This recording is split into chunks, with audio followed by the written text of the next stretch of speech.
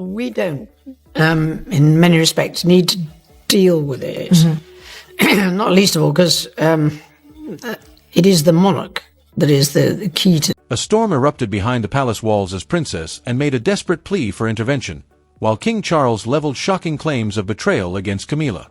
Whispers of hidden documents, secret alliances, and fractured loyalties swirled through the gilded corridors, raising the question of whether a long-buried scandal was resurfacing.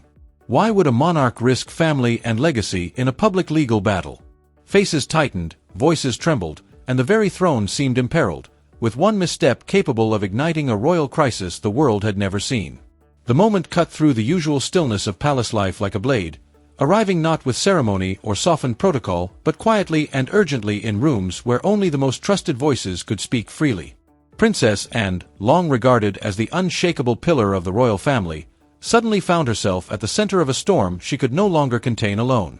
Those closest to her noticed the change immediately, her movements sharper, her words more deliberate, her calm edged with unmistakable urgency.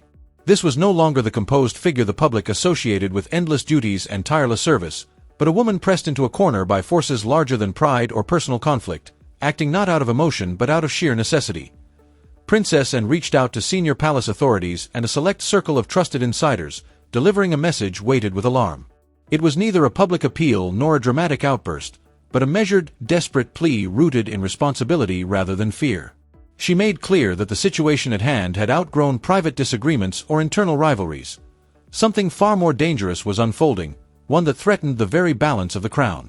At the center of her concern stood Camilla, whose actions, whether through past decisions or moves still unfolding, signaled a shift that could not be ignored, and spoke with the gravity of someone who understood when a line was about to be crossed, framing her warning not as gossip but as an urgent call to safeguard the monarchy itself.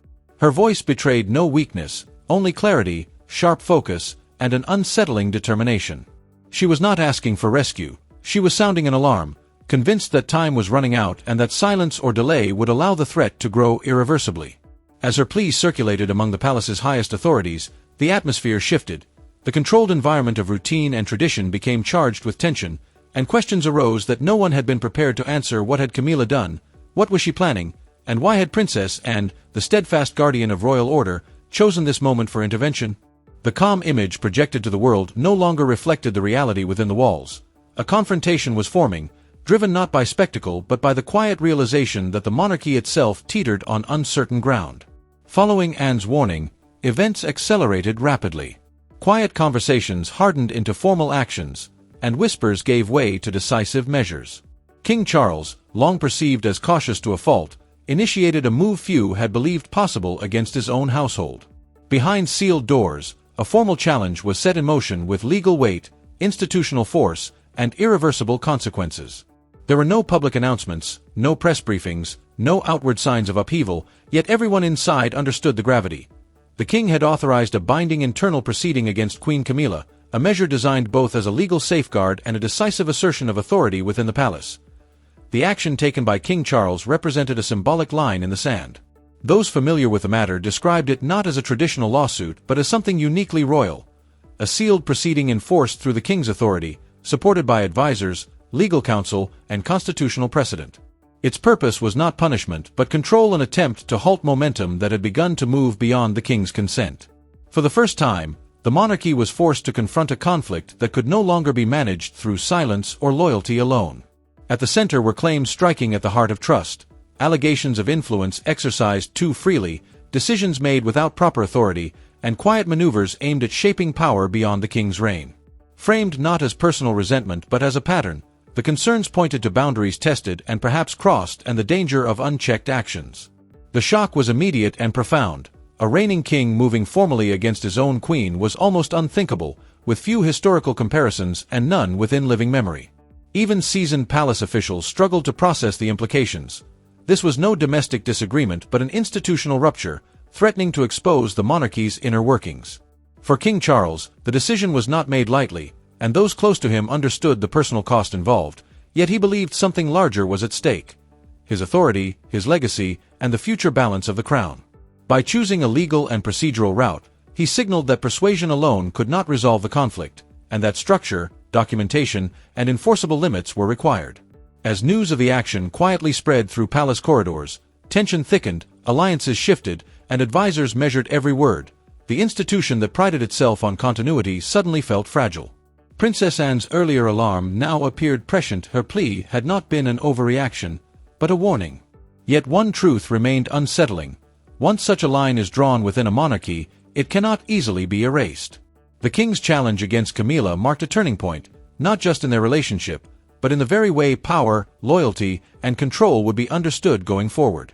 And as the palace adjusted to the shock of the sealed proceedings, attention turned to a quieter, more unsettling origin point long before formal action, a period of reflection and doubt in the months leading up to the proceedings. Those closest to the king noticed a change in his rhythm: longer meetings, sharper questions, familiar assurances no longer satisfying him.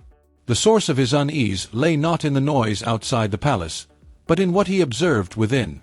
At the heart of this unrest was a handwritten letter, unassuming yet devastating, written in King Charles's own hand during a period of private withdrawal, carefully preserved and outlining concerns that could not be ignored. The letter could not be spoken aloud without consequence. Within its carefully crafted pages were reflections on authority, loyalty, and influence, alongside a stark acknowledgement that trust within the household had eroded. It detailed a pattern impossible to ignore: decisions made without consultation, private channels operating beyond approved structures, and subtle efforts to shape post-reign arrangements without the king's consent. What made the revelation so damning was not their measured tone, but their precision: dates noted, meetings referenced, conversations recalled with exacting clarity. This was documentation, not suspicion. Understanding the gravity of what he had written, King Charles entrusted the letter to Princess Anne, deliberately selecting her not as a political operator or ambitious ally, but as a custodian of duty. She was instructed to protect the letter, deploying it only if silence itself became a betrayal. That moment arrived sooner than expected, as internal tensions escalated and Camilla's influence expanded unchecked. The letter transformed from private reflection into the cornerstone of formal action, providing both moral and legal foundation for the challenge that followed. Its contents clarified intent, established cause, and demonstrated that the king's decision was neither sudden nor impulsive, but the result of prolonged concern and careful deliberation. For Anne, the responsibility was immense. Releasing its contents, even through controlled channels, would permanently alter relationships within the household, yet withholding it risked allowing the very issues it documented to fester. As the letter entered the internal process, its impact was immediate. Advisors fell silent, legal teams adjusted their stance, and what had appeared as an internal power struggle was reframed as a documented breach of trust, anchored by the king's own words. While the palace outwardly projected calm, those who had seen the letter understood its significance. It was not merely evidence of conflict, but proof that the crisis threatening the crown had been recognized long before it surfaced, and that the steps now unfolding were the consequence of a truth too implicating to ignore. With the letter now circulating within a tightly controlled circle, attention turned inevitably to Camilla, whose growing influence had prompted such grave concern. Her rise within the royal structure was neither accidental nor sudden. It had been deliberate, built on patience, calculation, and an acute understanding of how power truly operates behind palace walls. For years, she moved carefully, mastering the rhythms of royal life and learning when silence spoke louder than words. To many, this discipline appeared admirable; to others, strategic. From the outset, Camilla displayed a political sophistication that set her apart, quietly cultivating relationships and positioning herself as a stabilizing presence during moments of uncertainty. Advisors found Camilla approachable, courtiers respected her awareness of protocol, and over time her access expanded not just to people, but to processes. What began as support gradually evolved into influence, and influence, when left unchecked, reshapes boundaries. This shift did not occur in open defiance of King Charles's vision. Much of it unfolded parallel to it, framed as helpful decisions and reasonable suggestions. Yet beneath the surface, a subtle divergence took shape. Where the king emphasized continuity and restraint, Camilla pushed toward consolidation and permanence, believing the monarchy needed securing against uncertainty even if it meant redrawing long-respected lines. Her growing independence did not announce itself through confrontation, but through bypass consultations, private discussions outside traditional channels, and an expanding role in shaping conversations about the future, particularly those extending beyond the king's active reign. To some, her actions appeared initiative; to others, particularly those charged with protecting institutional balance, they raised alarms. Complicating matters, Camilla genuinely believed she was acting in the monarchy's best interests, defending her choices with logic and loyalty, convinced her intentions aligned with stability. Yet intentions could not erase the implications of acting without mandate. Princess Anne, observing from a distance, recognized that the danger lay not in ambition itself, but in its direction. The monarchy had survived centuries precisely because no single figure could accumulate unchecked control, and Camilla's trajectory suggested a growing comfort with operating beyond those limits. Documented, measured, and increasingly visible, this pattern lent credibility to the betrayal claims now under review. Importantly, no one framed Camilla as a villain. The issue was not malice, but momentum. Power once gained tends to justify itself, each step forward making the next feel necessary, each exception weakening the rule.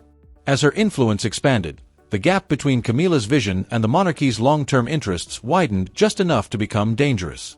By the time the internal challenge took shape, the question was no longer whether Camilla had crossed a line, but how far she was willing to go. For Princess Anne, the conflict had never been abstract. It pressed on her daily, long before palace corridors filled with tension. She carried King Charles's trust, quietly given, deliberately placed, and impossible to set aside, not a title or public role, but a private obligation demanding judgment, courage, and restraint in equal measure. And had always understood the cost of loyalty, choosing duty over comfort and discretion over recognition, yet this moment tested her unlike any ceremonial obligation. She watched the balance of power inside the monarchy shift in real time, one of the few able to see its fragility. Each development confirmed her fears. Camilla's influence was no longer simply growing, it was consolidating. Resistance met and at every turn. Some dismissed her concerns as excessive caution, others urged patience, prioritizing the appearance of unity over addressing cracks beneath it.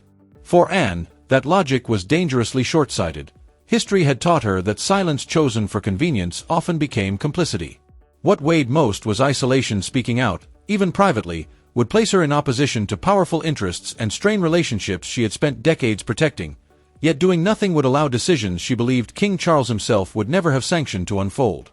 The letter in her care served as a constant reminder of that truth, its words increasing the weight of responsibility each time she revisited them. Her plea for help, once a measured institutional warning, had become personal, and was not seeking support to protect her own position, but reinforcement because she could no longer bear the consequences of standing alone. Between truth and silence. The gravity of that moment came not from fear, but clarity. She understood precisely what was at stake. Restraint, once her greatest strength, had become a liability.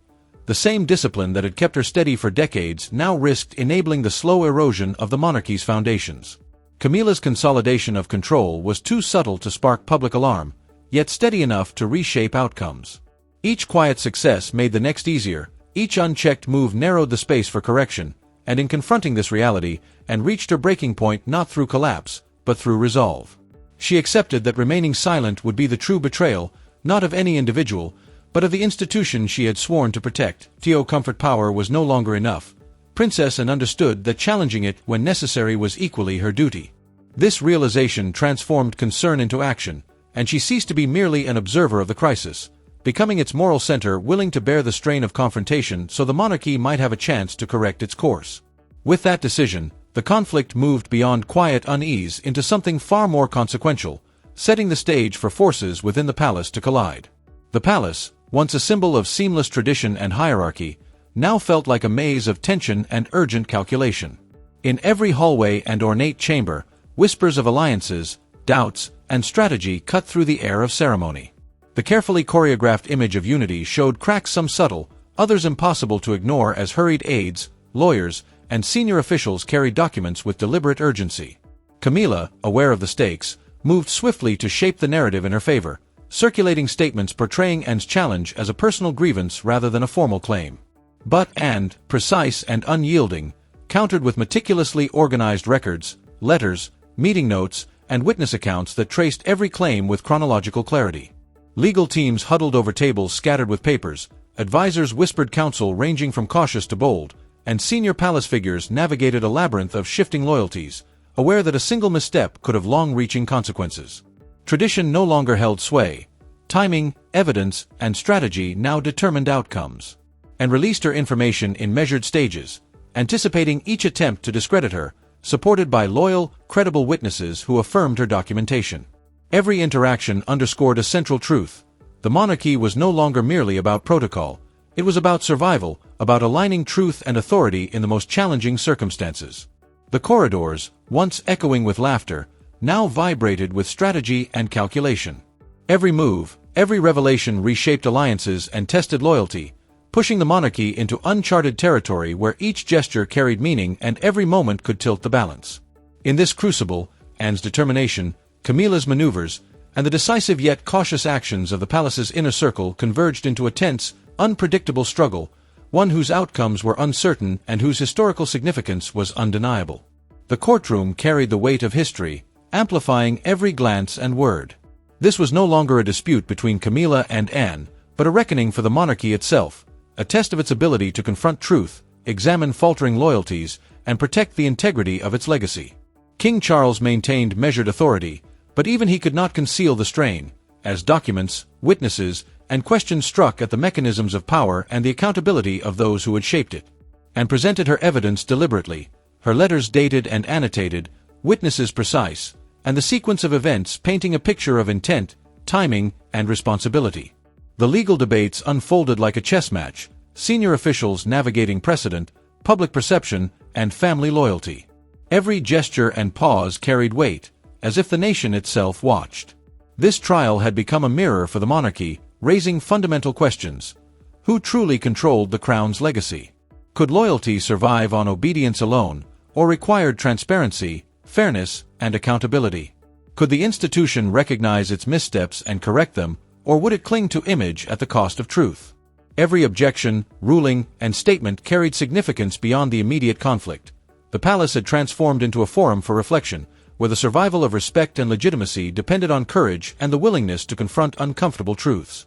Camilla's defenses and Anne's challenge were conduits through which the monarchy's identity, resilience, and moral authority were tested. Each day of testimony, each piece of scrutinized evidence reinforced a quiet but undeniable message. The outcome would be remembered not only for its verdict, but for what it revealed about a centuries-old institution forced to confront itself. The stakes were clear: loyalty, truth, and the very balance of power were on trial, and the consequences would echo through history.